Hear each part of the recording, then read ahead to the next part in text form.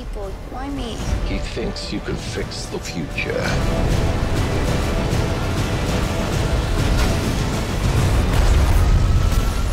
Hang on!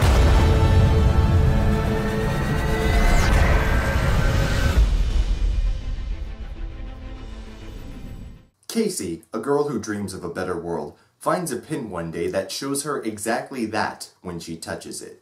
That place is called Tomorrowland, a place where all the people who had the power to change the world got together and did change the world. Because something is going horribly wrong with the real world, Casey enlists the help of former Tomorrowland resident Frank Walker to see if the world can still be saved. The good. Now first, I have to give props to the movie's trailers. Much like the ones we tend to see for Star Wars Episode 7, they're nothing more than teasers. There are huge sections of the movie where important things happen and important characters appear, and we don't even see them in the trailers. Primarily, they focus on the two main characters, Casey and Frank. Despite a lot of it not exactly being new, the technology that we see in Tomorrowland is still very cool. This movie also has a pretty good cast, all of which fill their roles really well, and I'm especially impressed with some of the younger actors that are cast in this movie. My favorite character in this movie is Frank Walker, played by George Clooney. While I think the character itself is pretty decent and he has a decent arc throughout the movie, it's George Clooney. George Clooney is a smartass, and I always appreciate a good smartass. The cinematography in this movie is really good.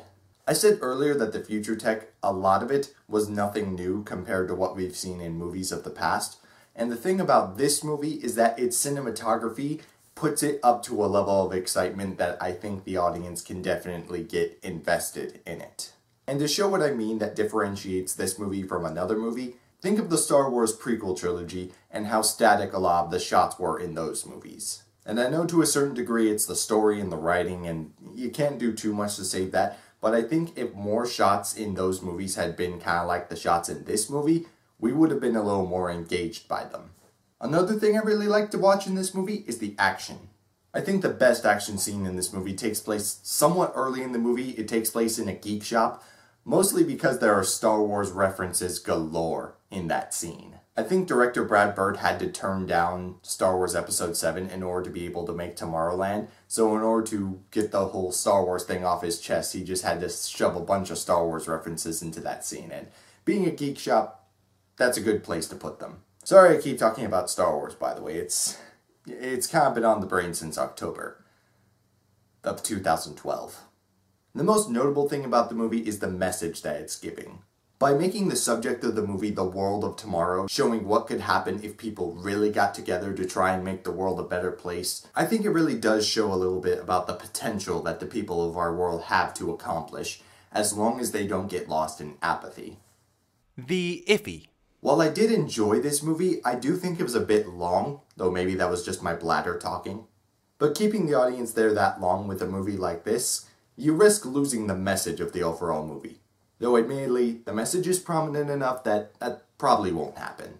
A lot of this movie is composed of technical jargon explaining a lot of the futuristic technology that we are seeing. The saving grace of this is that while we are being explained to this, we are also seeing it. A film is show, don't tell. In this case, this movie does both, but at least it does both at the same time so that we have something fancy to look at while we're being told things. The bad. There are some inconsistencies about the nature of the main character. She's portrayed as a dreamer, someone who wants to make the world a better place. In other words, she's kind of a smart person. Now, like anyone else who's seeing a brand new world, naturally, she has a lot of questions about that. But other times in the movie, they portray her as being intuitive and just knowing how things work. And it just feels very inconsistent with the nature of this character to have her sometimes be like that and sometimes be asking a gajillion questions a minute. Especially when it's later on in the movie. The antagonistic forces in the movie have questionable motivations for why they're doing what they're doing. I will say that the logic applied to what they do is not entirely unreasonable. But upon hearing the explanation for these motivations, the gears in my mind started turning and I came up with what was honestly, I thought, a better solution. Call me arrogant by saying that, but I also don't think it's unreasonable to expect that Tomorrowland, a world composed of all the most intelligent people in the world, would not have already thought of the solution that I had concocted myself. The verdict? I appreciate the message and the intentions this movie had. I don't think it's going to change hearts and minds. However, I will say, it was a pretty solid piece of entertainment that also has a wholesome message, so that's always nice. This is Detective Steve, promising to try talking about Star Wars a little less after Episode 7 comes out. Only 7 more months, people. Just 7 more months.